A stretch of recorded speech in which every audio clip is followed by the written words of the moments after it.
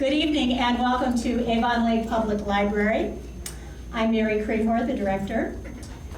If you peruse his biography on his website, you'll see that Garth Stein has lived a very limited life. Growing up on the West Coast, then moving to the East Coast, and now back on the West Coast where he lives in Seattle, a rainy city, with his family. Perhaps it was the climate or Garth's love of car racing that inspired him to write The Art of Racing in the Rain. Whatever his motivation, in doing so, he has created an unforgettable character in the canine narrator of his novel, the shelter dog, Enzo. And I'm walking toward the store and my cell phone rings. And I look at it and it's my agent is calling. And I thought, oh, I see his number on my caller ID and I say, this is great. Because my in-laws are coming in, I'm gonna cook a rockin' dinner.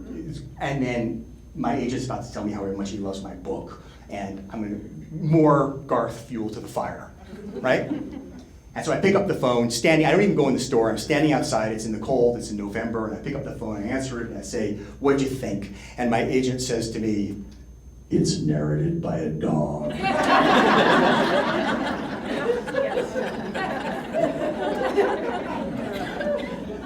I said to him, yes, I actually know that. Having written it, what'd you think of the book? And he said to me, I can't sell a book narrated by a dog. No one will read a book narrated by a dog. No publisher will publish a book narrated by a dog. No marketing department would know how to market a book narrated by a dog. It's not even narrated by a dog. It's narrated by an author pretending to be a dog. To which I said, Victor Hugo wasn't a hunchback. Did you get that? So Victor Hugo was this French dude, and he wrote this book about this guy.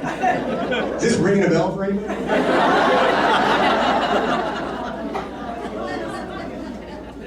It's okay, my agent didn't get the joke either. He didn't laugh at all. He went straight into a diatribe about, this was a turning point in my career. I'd written 2 books. They hadn't sold as well as they should have, and this was my 3rd book, and it was a gimmick, and it wasn't even a good one, and I was making it horrible, throwing away my career, he said, and taking him with me, and he ended up this huge diatribe by saying, do me a favor, take this book and throw it away, and go write me something I can sell.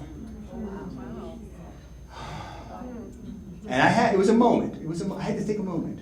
I was writing all this stuff down, by the way, on the back of an envelope that I pulled out of my bag, my satchel, because I've learned after 23 years of marriage, I have to write things down. You know about this, right?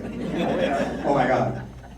You have to write things down, because God forbid I were to miss a detail and later on say to my wife, oh, and by the way, I just remembered, oh, that's not good. So I learned to take notes. So I was catching up with my notes on the back of an envelope. I still have that envelope. One day I'm gonna sell it on eBay. I was catching up, and then there was this long pause.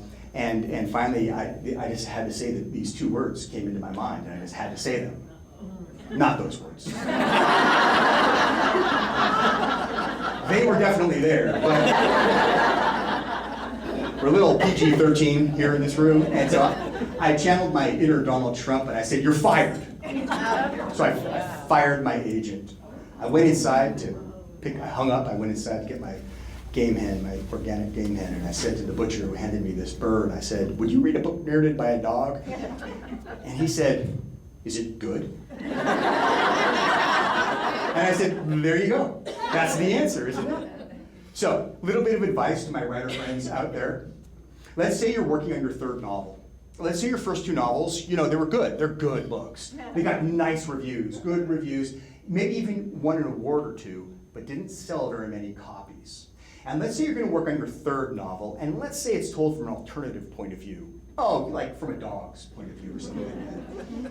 And let's say you're going to get in a fight with your agent over this point of view, and you're going to fire your agent because of it. It's best not to tell your spouse about that until after Thanksgiving. A little something I picked up from the road. We got through the weekend okay. My in-laws were suitably impressed. And the next Monday, the Monday after Thanksgiving, I started sending my queries out, my manuscript pages out to other agents to try and get an agent. They all said the exact same thing. love the idea, the writing is good, we see what's there, but it's narrated by a dog. We don't know how to sell this book. No one can't do this. It's not, you can't. And I didn't know what I went through agent after agent after agent, and finally I was at the end. I really didn't know what to do. The following spring, in spring 2007, I was at a fundraiser for King County Library Systems.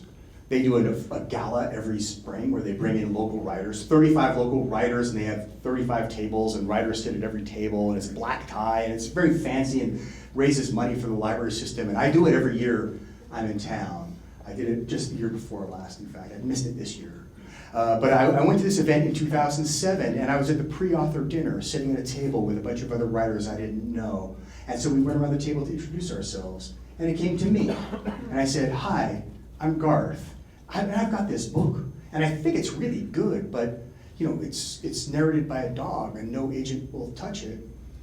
And this other writer, sitting across from me, looked up from his plate, and he said, "Oh, you should call my agent. He sold my book, and it's narrated by a crow."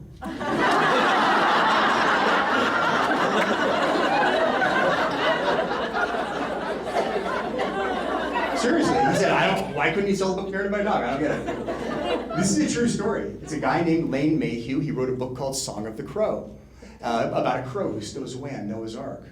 And so I got his agent's information, and I queried him the following Monday.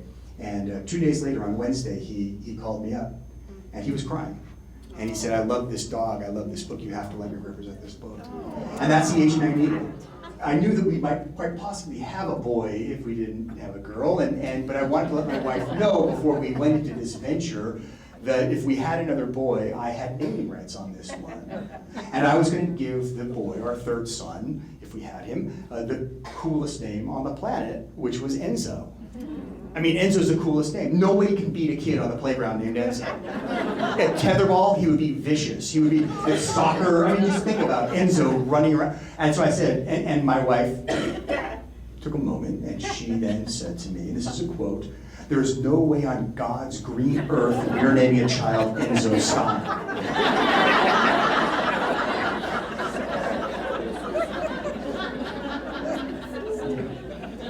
Now, those of you who've been in long-term relationships know that it's, there are ups and downs, there are potholes, there are speed bumps in our relationships, and we work through these things, because our relationship will come out the stronger for having worked through them. But I have to say there was quite a bit of contention over the naming rights of our yet-to-be-conceived child.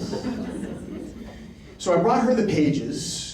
And she read the pages and she said, "Oh yeah, it's great, but you can't name the dog Juan Pablo." And I said, "Well, then what should I name the dog?" And she thought for a minute,